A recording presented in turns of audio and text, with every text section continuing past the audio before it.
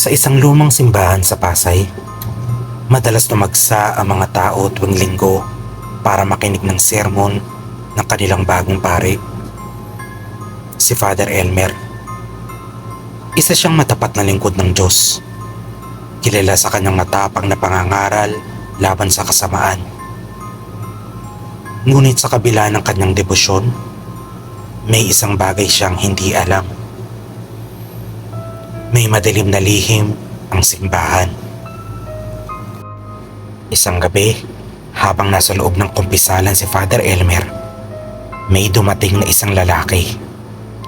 Payat, nakalugay ang mahabang buhok at nakasuot ng lumang Amerikana na tila hindi na nilabhan sa loob ng maraming taon. Padre, gusto kong magkumpisal. Anito sa mababang boses. Anong iyong kasalanan, anak? Tanong ni Father Elmer. Biglang lumamig ang hangin. Napansin niyang unti-unting nagdidilim ang ilaw sa loob ng simbahan. Ang lalaki, nakayuko pa rin. Pero naramdaman niyang nakangiti ito. Padre, hindi ako tao. Napalunok si Father Elmer. Anong ibig mong sabihin?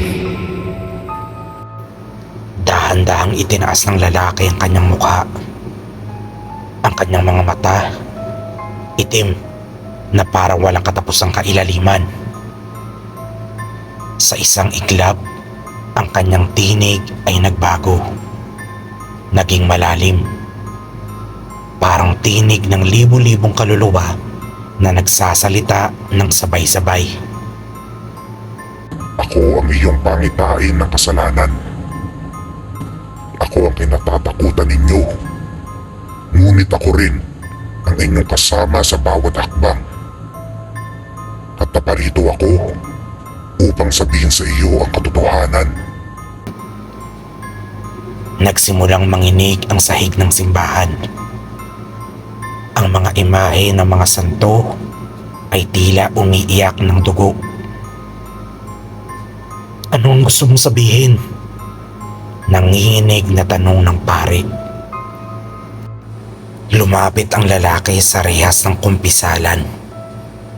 Halos idinikit ang kanyang mukha. Mahal ng Diyos ang tao. Ngunit ang tao, minahal ba niya ang Diyos? Biglang nawala ang lahat ng tunog sa paligid. Naging madilim ang simbahan. Nagdarasal kayo, ngunit hindi ninyo sinusunod ang kanyang utos. Nagsisimba kayo, ngunit pagkatapos ay magnanakaw, mananakit, magpapahirap sa iba. Tinatawag ninyong kasalanan ang aking gawa. Pero hindi ba't mas masahol pa ang inyong ginagawa sa isa't isa? Sinubukang mag-antanda ni Father Elmer. Ngunit hindi niya maigalaw ang kanyang kamay. Sinasabi ninyong ako ang demonyo. Pero sino ba talagang mas masama? Ang isang tulad ko na matapat sa kanyang kalikasan? O kayong mga tao na nagpapanggap na banal pero nabubuhay sa kasakiman? Sa isang iglap, nagbukas ang mga pinto ng simbahan. Pumasok ang malakas na hangin at sa loob nito, maririnig ang mga sigaw ng libu-libong tinig. Mga boses ng mga namatay sa gutom, pinahirapan, pinatay sa digmaan at kasakiman ng tao.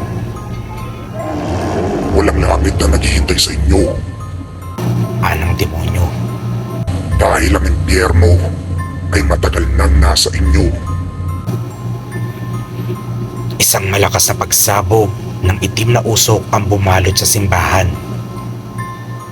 Nang bumalik ang liwanag, wala na ang lalaki. Ngunit sa harap ng altar, nakasulat sa sahig ang isang mensahe sa dugo. Ang tao ang tunay na halimaw.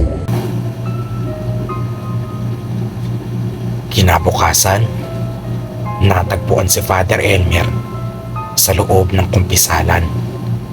Nakatitig sa kawalan, hindi na nagsasalita at wala na ring bait.